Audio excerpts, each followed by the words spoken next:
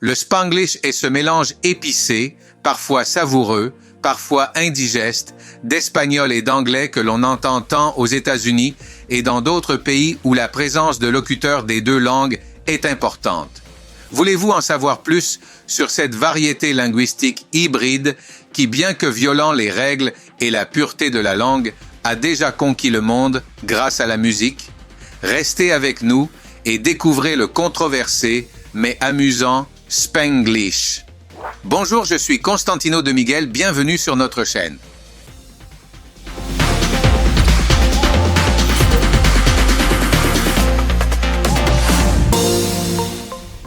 Le Spanglish est un phénomène linguistique qui consiste à mélanger l'espagnol et l'anglais dans la communication quotidienne. Ce mariage spontané des deux langues européennes est apparu non seulement aux États-Unis, mais aussi dans d'autres pays où la présence de locuteurs des deux langues est importante. Prenons l'exemple de Gibraltar. Dans certaines régions du Honduras et du Costa Rica et, bien sûr, dans tout le nord du Mexique. En plus d'Internet et de la technologie, il y a souvent des gens qui ont tendance à utiliser les termes anglais parce qu'ils ne connaissent pas les mots espagnols. Et si nous nous référons aux personnes qui le parlent, il ne s'agit pas seulement d'immigrés ou de personnes peu instruites, mais aussi de jeunes qui ont été éduqués dans des écoles bilingues coûteuses et qui ont utilisé l'anglais comme langue véhiculaire pour l'histoire ou la géographie. Ou tout simplement parce qu'il est plus cool de glisser une ou deux citations en anglais. Quoi qu'il en soit, voyons comment le Spanglish est apparu, comment il a évolué au fil du temps et quel pourrait être son avenir. Le mélange de l'espagnol et de l'anglais n'est pas un phénomène nouveau. Aux États-Unis, on trouve des exemples de ce type de mélange de Spanglish depuis plusieurs siècles. Il faut dire que l'espagnol a été la première langue européenne à être parlée aux États-Unis. Ponce de León est arrivé en Floride en 1520, John Smith en Virginie en 1607. L'espagnol était parlé non seulement par les quelques colons hispaniques, mais aussi par de nombreuses tribus indigènes du sud-ouest. Saviez-vous que l'Indien Geronimo parlait l'espagnol?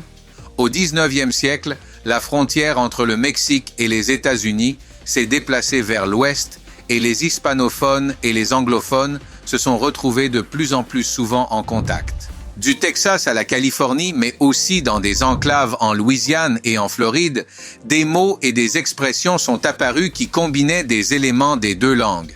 Mais le Spanglish, tel que nous le connaissons aujourd'hui, a commencé à émerger à la fin du XXe siècle en raison de la présence croissante d'hispanophones et de bilingues aux États-Unis.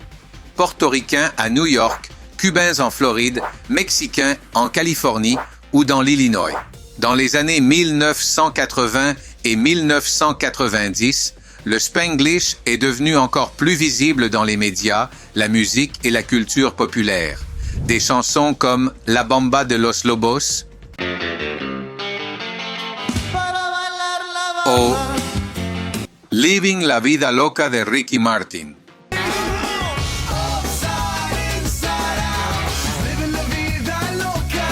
comprennent des mots et des expressions anglaises mélangées à l'espagnol. Le Spanglish consiste à intégrer des mots et des expressions anglaises dans une phrase espagnole et vice-versa. Examinons d'autres caractéristiques et exemples de ce parler métis ou hybride qui est déjà sur les lèvres de plusieurs millions de personnes. Substitution de mots espagnols par leur équivalent anglais. Par exemple, ¿Te gusta mi nuevo suéter? Au lieu de ¿Te gusta mi nuevo suéter? Utilisation de mots et d'expressions anglaises intégrés dans une phrase espagnole. Par exemple, Voy a hacer shopping, au lieu de Voy a ir de compras. Création de nouveaux mots qui combinent des éléments des deux langues. Par exemple, troca au lieu de camioneta, van, ou lonche au lieu de almuerzo, watchman au lieu de vigilante. Utilisation de mots espagnols ayant un sens différent de l'original. Par exemple, estar constipado au lieu de estar estreñido. Le meilleur est celui-ci, vaciar la carpeta, de vacuum the carpet, qui signifierait passer l'aspirateur sur le tapis, ou encore ce très laid, deliberar la groserías, deliver the groceries, ou livrer les courses du supermarché. Inversion de l'ordre des mots dans une phrase pour suivre le modèle anglais. Par exemple, very good is the coffee, au lieu de the coffee is very good. Nous avons entendu de tels exemples qui dénotent en fait un phénomène d'acculturation de la part des hispanophones et en fait, il faut dire que le Spanglish n'est pas accepté par la plupart des hispanophones et des anglophones car il s'agit en fait d'une forme de pauvreté linguistique et la plupart d'entre eux considèrent qu'il est important de garder les deux langues, l'espagnol et l'anglais, séparés et purs. Quant à son avenir, il est difficile de prédire avec certitude ce qu'il adviendra du Spanglish.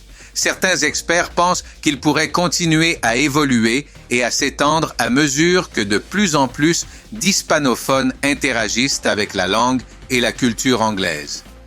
Les États-Unis comptent déjà 50 millions d'hispaniques. D'autres pensent que le Spanglish est la manifestation d'un espagnol en recul, écrasé par l'anglais, car à mesure que les hispanophones s'intègrent dans la société et la culture américaine, l'anglais devient de plus en plus dominant. En musique aussi, on peut s'attendre à une fusion encore plus grande de l'espagnol et de l'anglais. Elle est déjà perceptible chez des artistes tels que Pitbull, Bad Bunny, Balvin ou Shakira elle-même, qui mélangent les deux langues dans leurs chansons de manière fluide et naturelle. Cette fusion est également visible dans l'utilisation de termes espagnols dans la culture populaire américaine tels que Taco Tuesday ou Fiesta. Je n'arrivais pas à y croire lorsque je l'ai découvert, mais il s'avère qu'il existe des centaines de mots d'origine espagnole dans la langue anglaise. Jetez un coup d'œil à cette liste. Fiesta, siesta, adios, plaza, salsa, sombrero, etc., etc., etc. Il est possible que ce croisement entre les deux langues se traduise par une plus grande acceptation du Spanglish à l'avenir.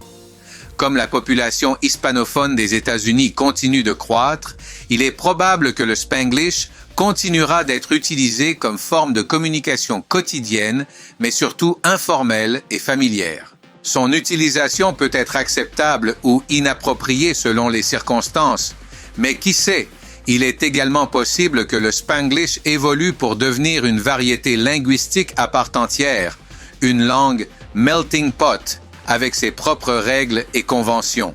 Qu'en pensez-vous? Faites-nous part de vos commentaires. Nous vous en sommes très reconnaissants. Merci beaucoup mes amis. J'espère que vous avez trouvé ces informations très utiles. Si c'est le cas, cliquez sur le bouton j'aime et abonnez-vous à la chaîne du groupe Prime. Je vous souhaite une bonne journée. Hasta la vista, baby.